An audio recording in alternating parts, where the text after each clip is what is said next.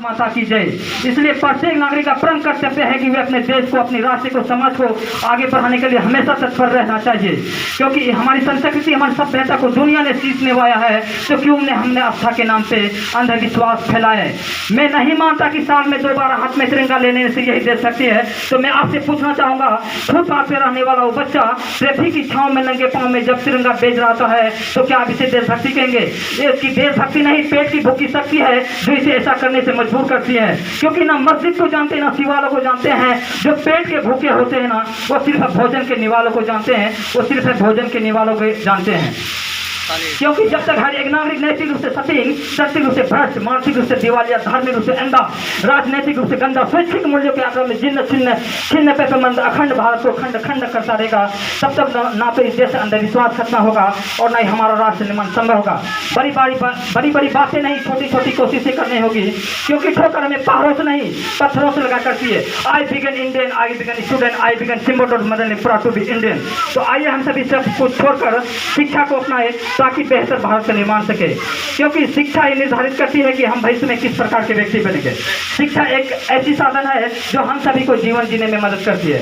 प्रत्येक माँ बाप का परम कर्तव्य होना चाहिए कि वे अपने बच्चे को स्वावलंबी बनने की शिक्षा अवश्य दें, क्योंकि प्रत्येक बच्चे का अपना जीवन में अलग अलग सपना रहता है। जैसे IAS, PCS, इंजीनियर, डॉक्टर या अन्य उच्च पदों की प्राप्ति करना, इन सभी के सपनों को सच करने का एक ही रास्ता है, वो है अच्छी शिक्षा।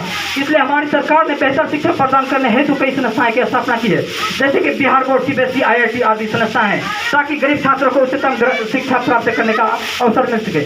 हमारे देश में शिक्षा नीति 2 तरह के लोगों के लिए बनती है। पहले तो वो है जो धनवान है, दूसरे वो है जो बुद्धिमान है। इसी तरह की कई गजब की बीमारियां हैं, वो बीमारी का जड़ है हमारा अंधविश्वास। जब तक इस देश का युवा अपनी सफलता के लिए मंदिरों में जा जाकर नारियल फोड़ फोड़ कर भगवान को रिश्वत लगाता रहेगा, और हमारे समाज के शिक्षित वर्ग के लोग अपनी जाति, अपने धर्म को ऊंचा मानकर दूसरे धर्म और दूसरी जाति की अवहेलना करता रहेगा, तब तक ना तो इस देश से अंधविश्वास खत्म होगा और ना ही हमारा राष्ट्र निर्माण संभव होगा। क्योंकि ए मेरे देश नमन है मेरा, ए मेरे देश नमन है मेरा, ए मेरे देश नमन है तुझको मेरा, इस देश, ए मेरे देश नमन है मेरा तुझको। क्योंकि इस देश के लिए तो बहुत लाखों सैनिकों ने अपनी जान गंवाई है, और मेरा सल्यूट है इस देश को।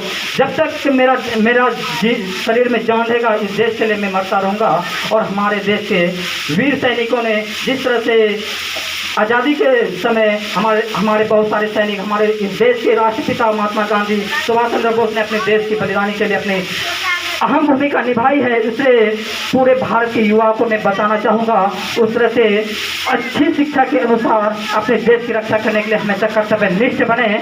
और मैं प्रत्येक बच्चा को ये आश्वासन देता हूँ कि जब तक अपना देश के लिए कुछ करने के बारे में सोचेंगे, तब तक तभी हमारा देश आगे बढ़ेगा। क्योंकि देश की जिम्मेदारी नहीं है आगे बढ़ने की, क्योंकि मेरी जिम्मेदारी है और आप सबका जिम्मेदारी है इस देश को आगे बढ़ाने के लिए, इस देश को आगे बढ़ाने के लिए। सत्य में जय से भारत माता की।